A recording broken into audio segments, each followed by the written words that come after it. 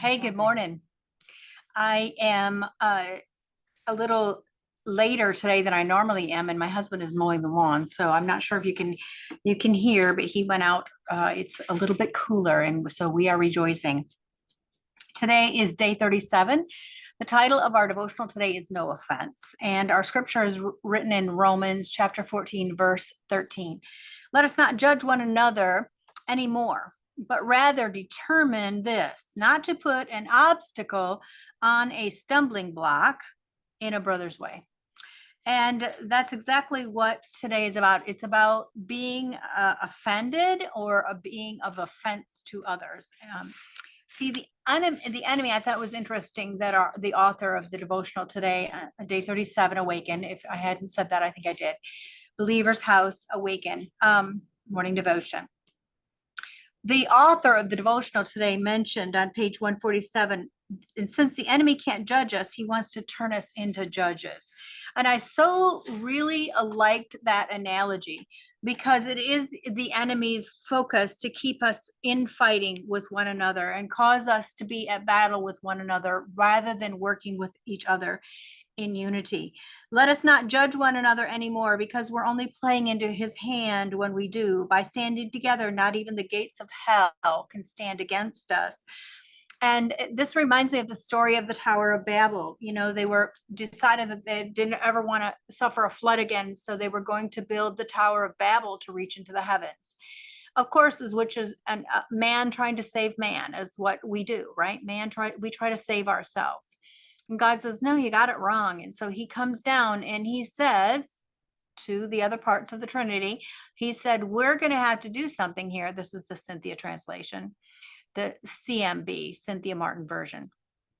He says to the other, the other members of the Godhead that look what they're doing. And if they're together, if they decide together, basically, if they're in unity, there's nothing that they can't accomplish.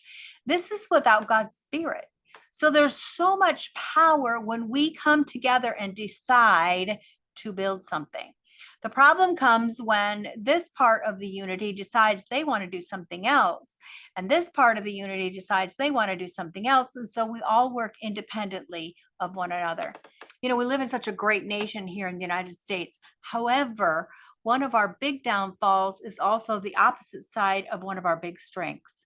Because we are independent and because we have formed our own union, the United States, we have become separate. And even people of Great Britain will say, or England will say that it was in the rebellion, right? So some people can say, depending on how you look at it, we rebelled against our king and country and became our own country. Or we can look upon it as we decided to form this nation at God's leading, and we love God and we honor God. And so we're independent of being forced into following certain ways. Whatever way we look at it, we do have this independence within us.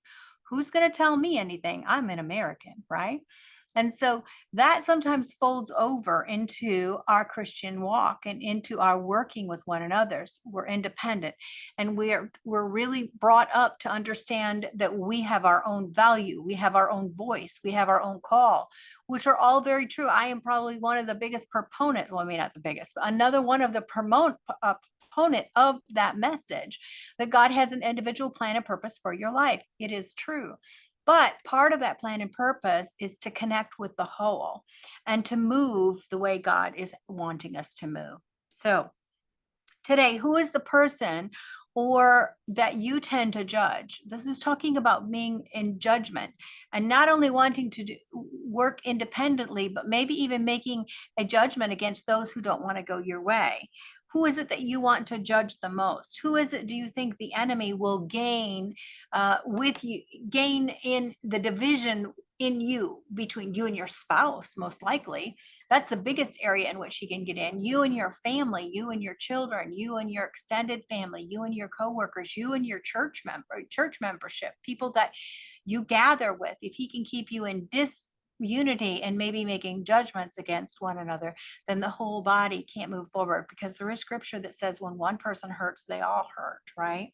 So who is that person Who is it that maybe we've been insensitive to? Or maybe we are the ones who have had others look upon us in judgment.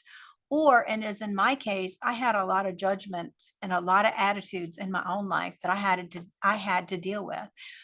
And I have gotten to the place so much of the time, I can't say 100, but so much of the time when I see things, my first thought is I'm thinking, and then my second thought is, oh, Jesus, mercy, mercy for those people. Because I know within my knower of knowers that that which I give out, I give back. And so I want to be caught on the side of handing out mercy towards others, not judgment. So today, Romans 15:7 says, accept one another just as Christ also accepted us to the glory of God. We need to recognize that we're all in process. I had my husband's sister was here last weekend for a conference, and we spent some time together. And I always enjoy her spending times with us, or spending time with her.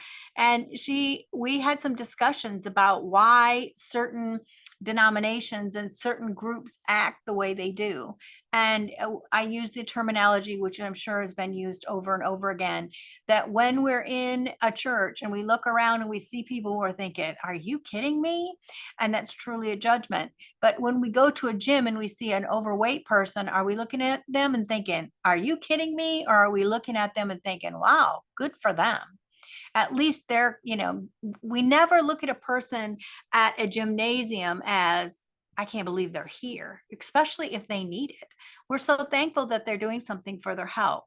And we should be the same way when we go into our gatherings, when we look and we see someone who definitely needs some help and they're there.